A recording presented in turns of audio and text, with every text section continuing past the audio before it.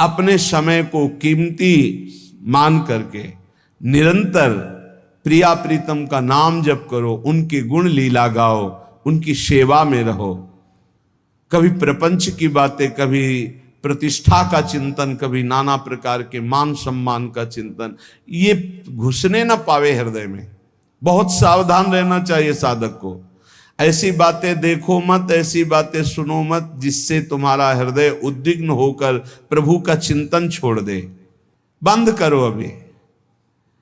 अन्य लोगों के संग का त्याग कर दो, जो भगवत विमुख वार्ता करते हैं, संत निंदा करते हैं, दूसरों की निंदा करते हैं।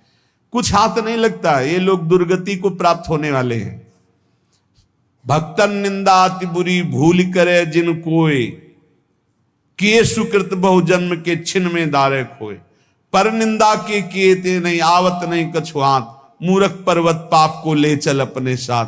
तो अलम कश्याप संगत्या, ऐसा संग मत करो जिनके पास बैठने से भक्त निंदा, जन निंदा, भगवत निंदा हो। ऐसे से दूर रहो। अलम, बंद कर दो ऐसे लोगों का संग।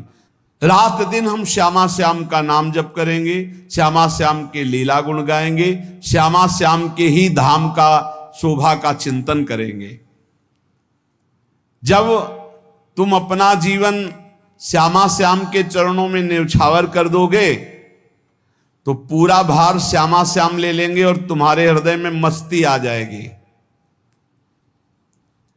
जो ऐसा निश्चयी होता है, दृढ़ निश्चयी, उसके अंदर दृढ़ विश्वास, तो उसके हर समय भगवान की स्फूर्ति होती रहती है। भारी प्रतिकूलता में भी भगवान का सानिध्य अनुभव होता है। वो अनुकूलता में तो भगवान के दुलार को देखता है, लेकिन प्रतिकूलता में भगवान की विशेष कृपा को देखता है। ये संयोग, ये वियोग, संसार की ये द्वंद्वमयी वृत्तियां भक्तों के हृदय में नहीं चुभती। आए की हुज्जत नहीं, गए की तलाश नहीं, क्योंकि नित्य संयोग भगवत स्मृति के प्रभाव से प्रभु का रहता है। शोक, विषाद बहुत ध्यान देने योग्य विषय है। तभी लोगों को ऐसा लगता है कि ऐसा कैसे हो सकता है। भक्त के चरित्रों को जब सुनते तो लगता है ऐसा कैसे हो सकता है, ऐसी परिस्थिति में भी ऐसा कैसे हो सकता है। क्योंकि तुम मानसिक बुद्धि से युक्त हो और वो भागवतिक स्थिति से युक्त है, इसलिए तुम उसको पार पा ही नहीं सकते।